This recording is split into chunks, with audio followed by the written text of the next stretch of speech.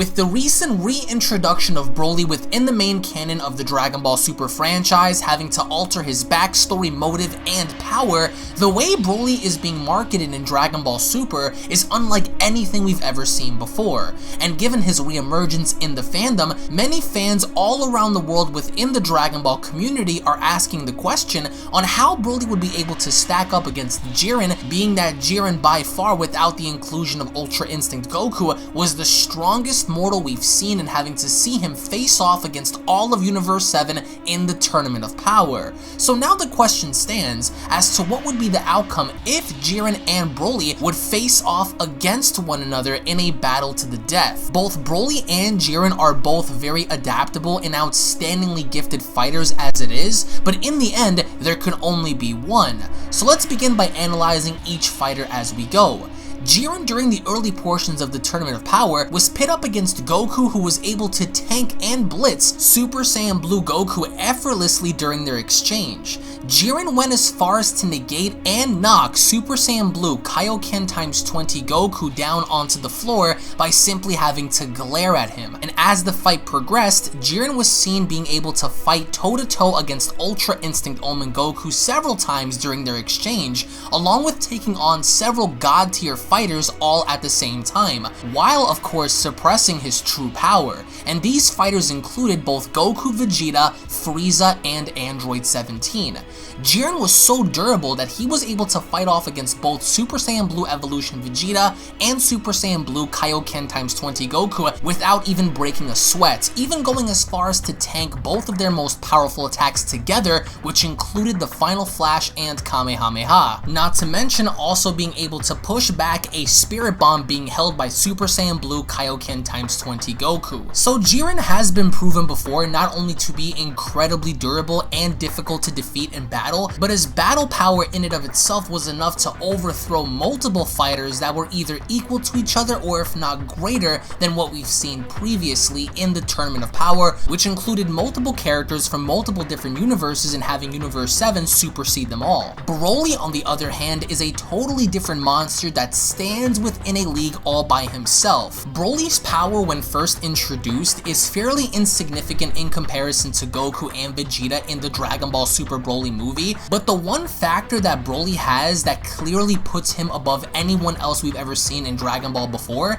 is his adaptability factor. The fact that Broly is able to get stronger during the course of battle, which also includes post-fighting, as does every other Saiyan, which includes Goku and Vegeta, allows him to grow at such a rapid pace that he's able to catch up to Super Saiyan God Vegeta prior to Vegeta having the upper hand on him and beating him down into the ground. So Broly, even though he starts off significantly weaker than Vegeta, as the fight progresses with Super Saiyan God Vegeta and beyond, Broly is able to go as far as to adapt to that. Even though he was never pushed that far in battle, he's even able to break his own limits while engaging himself against anybody he goes up against for the very first time. And this concept and idea is adapted all throughout the Dragon Ball Super Broly movie, as Broly starts off significantly weaker than both Goku and Vegeta and gradually evolves to where he is even more powerful than both of their Super Saiyan Blue forms combined, which still stands that his adaptability factor is unlike anyone we've seen before and, duly noted, greater than anyone we've seen adapt before. And it's because of this that forces Goku and Vegeta in combining their powers and using fusion to create Gogeta to fend off against Broly in the Dragon Ball Super Broly movie, which further goes to show that both Goku and Vegeta were incapable of stopping Broly by themselves, and which needed the requirement of fusion in order to finally put Broly down for good. Now, although Broly is highly adaptable and very aggressive in battle, despite his ruthless tenacity to fight for as long as he wants, I do believe that the true winner of this battle would be Jiren, and here's why. If somehow Jiren allows Broly to continuously grow and adapt during their battle, the fight could lean more in Broly's favor, but by no means do I believe that Broly would be able to dominate Jiren in any sort of way. Jiren would allow him to grow and use his full power, just as Jiren allowed Goku to use his most powerful attack during the Tournament of Power, which happened to have been the Universe 7 Spirit Bomb. Unless Jiren decides to end the fight from the start, then Broly has no way of pulling out of this battle alive or victorious. Jiren was able to exert enough power even while suppressed, which dominated everyone he fought against with complete ease during the Tournament of Power. Broly could reach such a status to where he could rival Jiren, but realistically, even if Jiren were to be aware of the problem, he would then quickly put an end to Broly before he can even finish his metamorphosis and evolving any further. As I do want to go on ahead and welcome Emish onto my video, as Emish, I wanted to get your thoughts as to how you personally felt about Jiren versus Broly, and in your thoughts, to summarize this, if you had to look at both what Jiren and Broly have to offer as individualistic fighters, then where would you say each character stands if they were to fight each other in a death battle-like scenario? Alright, so let's just get this out there, alright? I don't think anybody who's watching this video, listening to this conversation, would even argue in favor of Goku or Vegeta or legitimately anybody in the Tournament of Power when Jiren was introduced in episode 109, that they would stand a chance against Jiren. So the argument, and I really hate using this example because it's pretty obvious that Jiren was written the way he was for the sake of giving Goku and Vegeta an actual fighting chance. The same goes for 17, because we saw Goku, Vegeta, and 17 fight him collectively. Oh, that was a full power Jiren. Well, no, it's actually not true. He didn't go full power up until he fought UI Goku, when UI Goku went to UI for the third time. That was in episode 129, until eventually he started to master the form. He switched from defense to offense, and that's when he definitively was able to, you know, at least like hit Jiren and put a dent in him and actually be equal to him to some degree, right? So it's like, that's that, because Jiren was smacking Goku around, UI Omen Phase 3 Goku, in episode 129 around, no diff. So Goku was arguably maybe like rivaling Jiren at that point in time. That's UI Omen Phase 3. Now, the thing about Broly is that he's marketed, and then based on spoiler summaries, it's only insinuated that he might have surpassed Beerus. Now, you can look at it from a couple ways, right? So one way to look at it is that, okay, well, if Broly is being mentioned as someone who might have surpassed Beerus at one point in time, that at least means that he rivals or is equal to Beerus, right? And then you have to ask yourself, well, what Beerus is he being compared to? Because the last time we saw Beerus fight was in Battle of Gods. Now, I kind of made a point in my video where I said that that point is kind of irrelevant, only because it doesn't really matter how strong or what we've seen from Beerus as far as like what the show is portrayed, whether you watch the anime or whether you read the manga. It doesn't matter how you want to look at it. The main point is that Goku is automatically conceding to someone who only might be stronger than Beerus. That's the main point. And the reason that's such a big issue is because, you know, everybody who talks about scaling and versus battle and stuff like that, the first thing that comes to mind is that, well, this is a post-Tournament of Power Goku and Vegeta who has been logically scaled to surpass episode 109 Jiren, at least, based on the sequence of events that took place in the Tournament of Power. So then you would say, okay, well, why is it that a post-Tournament of Power Blue Goku and Vegeta, who have at least surpassed some levels of UI Omen, right? Well, whatever UI Omen you want to talk about doesn't really matter, but the point is, at least we're beyond episode 109 and what 110 showed, the 1 hour special. So if you want to argue that that's Akaishin level, or if you want to argue that that's Beerus level, the main point is that a Goku was substantially stronger based on logical scaling, based on what the sequence of events that took place in the Tournament of Power, is automatically conceding.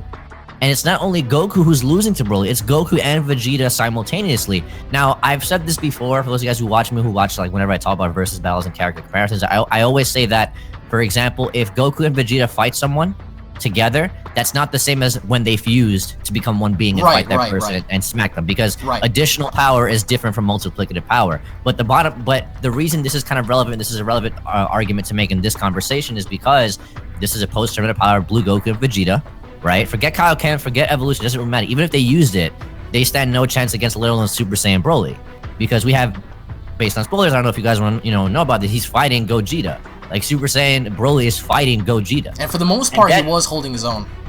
Yeah, I mean, well, that's not the point. The point is he's fighting him. It doesn't really matter if he's holding his own. He's coming back for more, and he's not being put down indefinitely. Absolutely. And that's where Jiren comes down. That's where it becomes. This is where this conversation becomes a narrative argument now. Because I'm not arguing in favor of the narrative, but it's pretty clear that the narrative for Jiren at that point in time, he could have sold the entire Tournament of Power, no difficulty.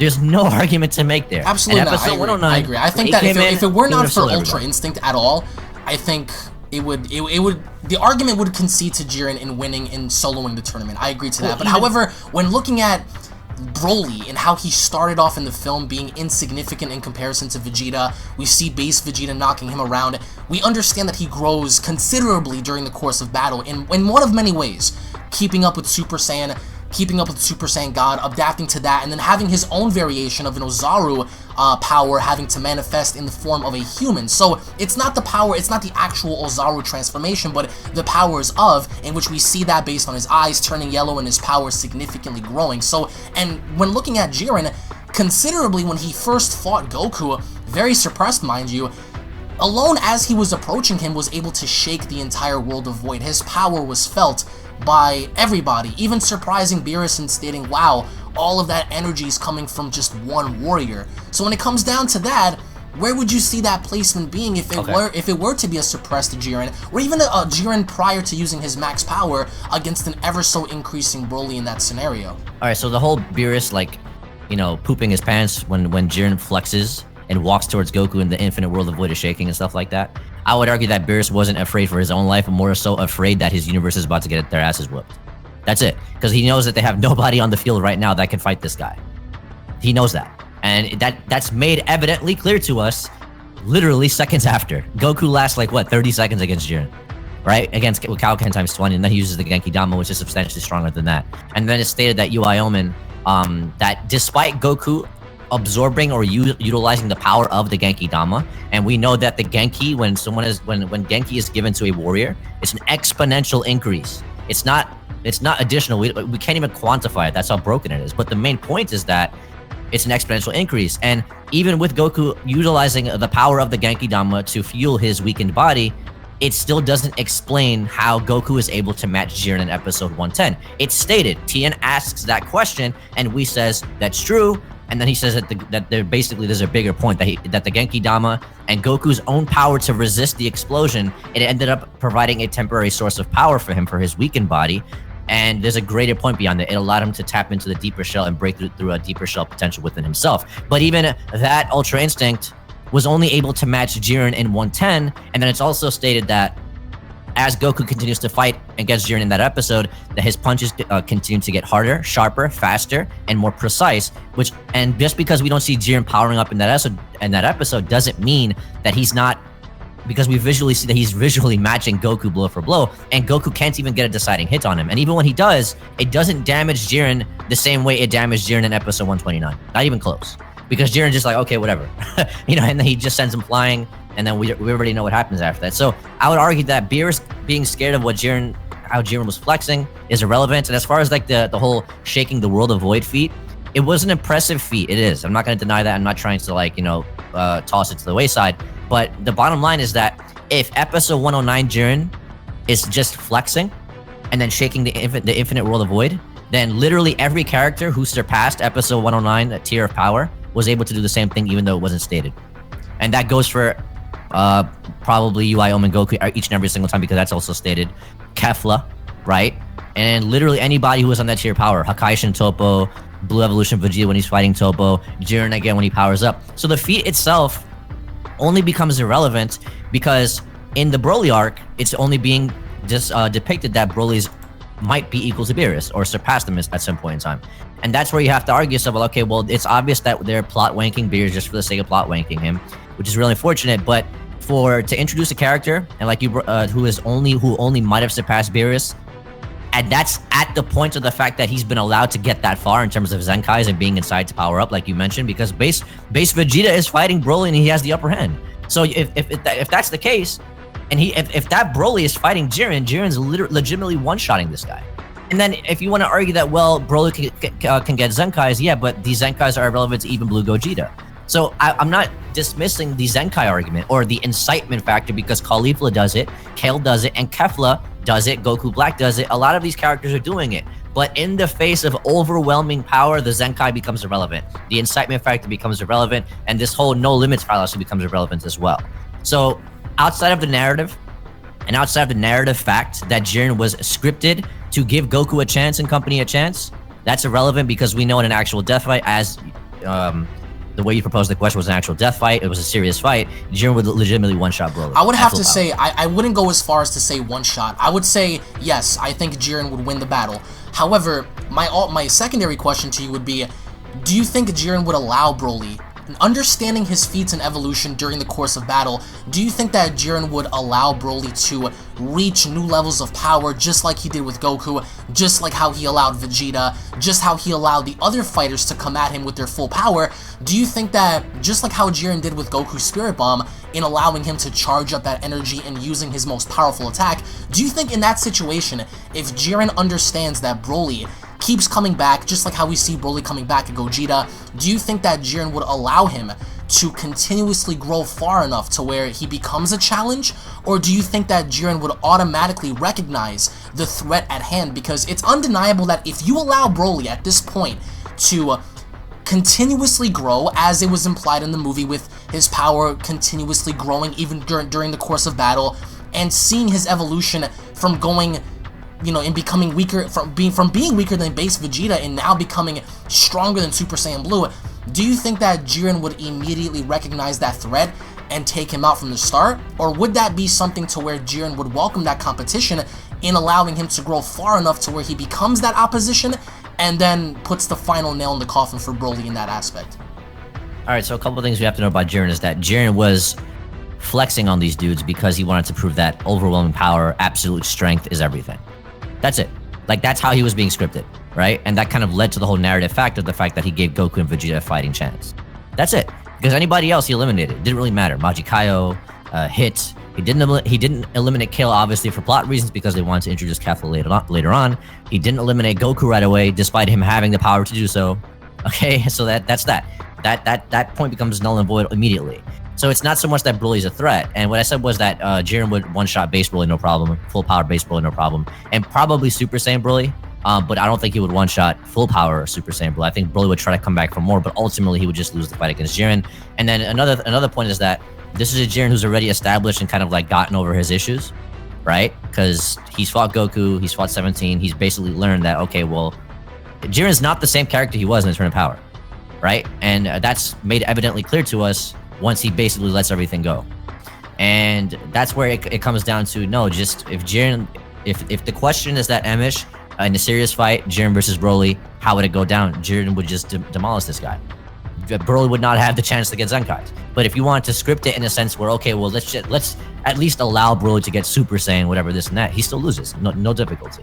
There's nothing that Broly can do. Right, prior to him being suppressed, or maybe even prior to Jiren, you know, tapping into his full power, where do you see this fight going? Because a lot of fans are going to make the argument and telling you and saying that, okay, well, it's being implied in the movie that Broly is the strongest enemy or the strongest individual that Goku and Vegeta have ever faced before, which includes Jiren. So what are your thoughts on that narrative where people are going to tell you that the way Broly's being depicted in this film is being the strongest person that they ever fought before, which includes Jiren? Would you say that that is something very vague in the idea that maybe he's one of the fastest growing fighters they ever fought before? Or would you imply it to where indefinitely Broly is the most difficult challenge that Goku and Vegeta have ever faced before, which also includes the narrative of Jiren in the TOP?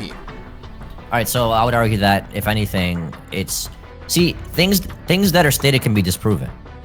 It's as simple as that, right? And that's where you would have to, like, bring up the whole feats kind of thing, but then sometimes feats kind of contradict statements as well, and vice versa. So I don't think feats should always be concrete. For example, based on spoilers, we know that they, like, their punches alone end up, like, tossing them into different dimensions and stuff like that. And I don't really like to compare, like, I'm not really much of a, like, a dimensional tiering comparison kind of guy, whatever, but it doesn't necessarily dismiss the levels of power that, with logical scaling, that these characters would have. So that's where, in that instance, the feat becomes irrelevant. We know Blue Gogeta would be capable of far more than just, like, punching through dimensions and stuff like that, right? Because we've seen similar feats being portrayed not, you know, back then. So it's not that big of a deal. It just shows that there's an inconsistency factor, or there's a power creep or inconsistency in how they portray power in Dragon Ball, primarily Dragon Ball Super as well. So that's where the feats come in. Now, as far as, like, you know, Broly being the strongest character, or they've never faced a character like Broly before, I would say that's absolutely true. And if anything, the closest character that they've ever fought like that is Kefla. But and Kefla in the sense where she was legitimately just incited to grow stronger. But the thing is that this is base Broly. Even full power base Broly is fighting Blue Goku and Vegeta simultaneously with no problems. And then he goes Super Saiyan on top of that to make matters worse for them. So that's where it's like, yeah, yo, we've never fought a guy like this before. Like I'm only basing these arguments because I haven't seen the movie yet. So unless we see the feats and the statements, everything, and then maybe then we can like come back to the conversation and, you know, put two and two together. But what I'm seeing is that they're simply just upscaling Beerus again, just for the sake of like taking a new direction as far as like where they take the power. Right, and the implication here is that Broly, he seems to evolve faster than anybody else prior that we've seen in Super, which includes even Goku Black, who we've seen the jump in power he had when he fought Goku, when he fought Vegeta, and then immediately being able to tank Super Saiyan Blue in base form prior to transforming into his Rose form. And now we understand that in this movie, Broly basically does the same when he combats God Vegeta, when he combats Super Saiyan Blue, and the only reason why he even transforms to begin with is because of Frieza killing off Paragus, which emotionally triggers Broly into transforming further, and then once more when he fights Gogeta. So seeing him last against Gogeta is very impressive, even though we come to the understanding that Gogeta slaps this man around with no difficulty at all. We can't remove the factor of his evolution. We can't remove the ever so growing power that he possesses. I think that Jiren would recognize this, and I think that if by some chance this fight is allowed to drag on, and I think that if this fight were to continue, in the long run, Broly could, and I think is capable of reaching Jiren level of powers, if not beyond that, if he is put in a situation to where he's continuously on the beatdown, but then grows even stronger and stronger and stronger after that. So would you say that if this fight were to be dragged on by Jiren is using this man as a punching bag and beating him around, if this fight were to drag on, would you say that Broly with his Zenkais and his ever so growing evolution, would you see him eventually surpassing Jiren, or would he still kind of be behind, knowing that even when Jiren is pushed to his breaking point, he was able to contest against MUI? Would you say that Broly would be able to catch up to that, or would he still fall behind? Look at it this way. The only reason Broly is being depicted to even be close to this level of power is because Goku and Vegeta have a bad habit of fighting opponents and letting them get stronger. It's as simple as that. All right, let's look at it this way. All right, so I'll flip the question. If Vegeta fought Broly out of the gate in blue, you think base Broly would be able to get a Zenkai from that, or he would just legitimately just go one shot and put down indefinitely? That's the difference. In the face of overwhelming power, it doesn't really matter. So that's where you have to create a scenario for one character to have a chance against someone who legitimately has his own, is capable of holding his or her own. And in this instance, Jiren would be more than capable of holding his own against any iteration of Broly. It doesn't really matter. Until further notice, until the movie comes out, until we definitively see the statements, the sequence of events that take place as far as like the fighting and stuff like that, we can't definitively say, we can say this guy is above such and such until further notice. So Jiren is still top dog until further notice. But as far as like, do I see Broly having a chance? Well, yeah, he would have a better chance in full power Super Saiyan than he would in his base form. Of course. I'm not, nobody's saying that he wouldn't have a chance, but he would have a significantly greater chance, yes. But it wouldn't be much to Jiren, who's already went through fighting both Goku and Vegeta. He's not going to make the same mistake twice, especially against Broly. And especially, like I said, the question was in a serious fight. So in a serious fight, if you're going to give me base Broly versus Jiren, and then base Broly is doing the same thing he did against Goku and Vegeta, or if you're going to give me right out the gate, base Broly, he has full power Super Saiyan already, he's coming out of a fight after fighting Gogeta, so he has another Zenkai, that's a different argument. At that point, I would say he might have a shot at fighting Jiren, but I still think Jiren edges it out because Broly is just out of control as to where Jiren is just so polished, it doesn't really matter at that point. Sometimes skill set is greater than just power alone. And if you have a greater level of power and you have the skill set to back up that level of power in addition to power. So for example, what I'm saying is that Jiren's skill set doesn't make Jiren. It's Jiren's power plus his skill set is what makes Jiren the fighter that he is. Some fighters, for example, Roshi, he's not strong, but he has a skill set. And in this instance, his skill set is what makes Roshi appear to be powerful. But for Jiren, he's strong and he has a skill set on top of that. So it's like Broly just would not be able to deal with that ultimately. And this is a Jiren who's basically fought Ultra Instinct in every iteration of the form as far as Goku's used it, every single time without much issue up until like MUI. Like up until, and even then he put MUI Goku down. You know what I'm saying? So it's like, even though MUI Goku definitively, beat him up and stuff like that, it's because Jiren was getting a little too emotional and stuff like that. it's based on that. It's based on Jiren being a new character. It's based on Jiren being a changed character. That I don't think he would make the same mistake fighting Broly head on. So yeah, Broly would have a chance. This is a after Gogeta fight Broly. Sure, for sure, he legitimately has a chance. But if he still can't control that power, and Jiren being as strong as he is and having the skill set that he is, he still takes it until further notice, I would have to say. Now, I want to go on record and say that I do think that Broly definitely has a chance in this fight. I think that Jiren, the way he was written in the Tournament of Power, is just written too strongly in comparison to Broly. The way Jiren was portrayed and the people that he fought and the caliber in which he performed that was unbelievable. It was phenomenal in seeing what he did, and thus, I do think that if this was a Broly who already had his Super Saiyan transformations unlocked, who already had the knowledge of fighting Goku and Vegeta, who already had the Zenkai boost of fighting Gogeta, then I do think that version of Broly definitely stands a chance in competing against Jiren. But in this current state right now, I would have to say until further notice, Jiren would have to take the cake on this fight. But in the end, I would like to get your thoughts in the comment section below. What are your overall thoughts on this battle? Who do you guys think wins between Jiren and Broly? If you guys have any comments, any thoughts, any opinions on this given situation, post them down below. Thank you all so much for watching, guys. Once more, if of course you guys are new to this channel, don't forget to go on ahead and smash that subscribe button, turn on all notifications, tune back in for more, check out the playlist and videos located down in the description box below, and we'll be seeing each and every single one of you guys in the next Dragon Ball video. Take it easy, guys. Peace. This is the Galactic Emperor of the Universe, and of course I'm here to tell you to subscribe to Unrelent Gaming and all his social media platforms. Also, don't forget to turn on notifications so you can be the first to know every time that he uploads a new video. Oh, did someone say Unrelent Gaming? Oh my god. The fuck, Zarbon? Put on some clothes! Well, why don't you put on any clothes? What? I don't need clothes, but Jesus Christ, that's huge!